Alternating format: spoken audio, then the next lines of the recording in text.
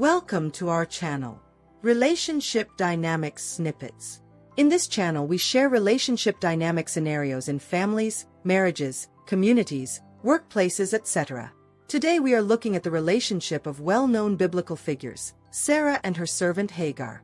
In the ancient land of Canaan, Abraham and Sarah settled. This was after God called them to leave their own country and follow his leading. They were a married couple who had everything, except children. God assured Abraham that he would give him a son of his own. But years passed, and still no child came. Sarah, growing older and desperate for a child, began to lose hope. And that's when Sarah had an idea. She had an Egyptian maid named Hagar.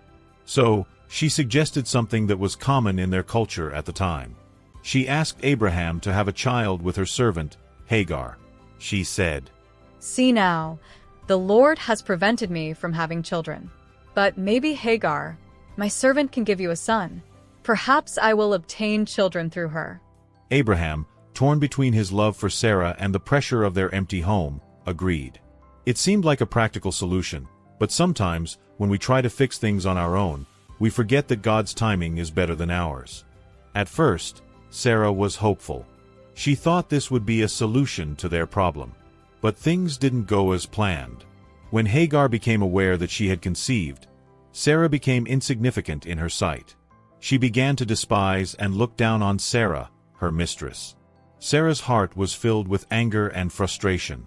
What had started as a plan to help soon became a source of tension. Sarah blamed Abraham for Hagar's behavior. But Abraham said to her, "Look, your slave woman is under you. Do to her what is in your heart." And Sarah's anger boiled over. And in her frustration, she mistreated Hagar. Hagar, feeling mistreated and unappreciated, fled into the wilderness, desperate and alone. But the angel of the Lord encountered Hagar in the wilderness. He asked her, "Hagar, servant of Sarah, where have you come from and what are you doing here?" She told the angel that she was running away from her mistress. He told her to go back to Sarah and submit to her. He promised her that her son would be called Ishmael. "Because the Lord has heard your affliction. Your son will leave in defiance of all his brothers. He will be blessed and become the father of a great nation." Then Hagar said, "You're a God who sees me." Hagar returned to Sarah. Then, when Sarah was 90 years old, the world thought her time had passed. But something miraculous happened. God spoke to Abraham once more and told him that Sarah would have a son. "She shall be a mother of many nations." Then Abraham fell on his face and laughed and said in his heart, "Will a child be born to a 100-year-old man? And Sarah, who is 90, give birth to a child?" Sarah, too, laughed. After all, she was old. God asked, "Is anything too hard for God?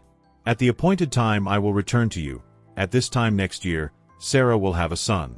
For sure, the Lord remembered his promise and did what he had promised. God's plans are not bound by age or time. Sarah gave birth to a son and named him Isaac, which means laughter, a symbol of God's faithfulness and the joy that comes from trusting in his timing. In the end, Sarah's story teaches us a powerful lesson. Sometimes, waiting and trusting is the hardest thing to do, but God always delivers what he has promised, in his perfect time. So, whether you're waiting for something big or small in your life, remember Sarah's story. Don't rush ahead or give in to frustration. Trust in the one who keeps his promises, for in the end, his plans are always worth the wait.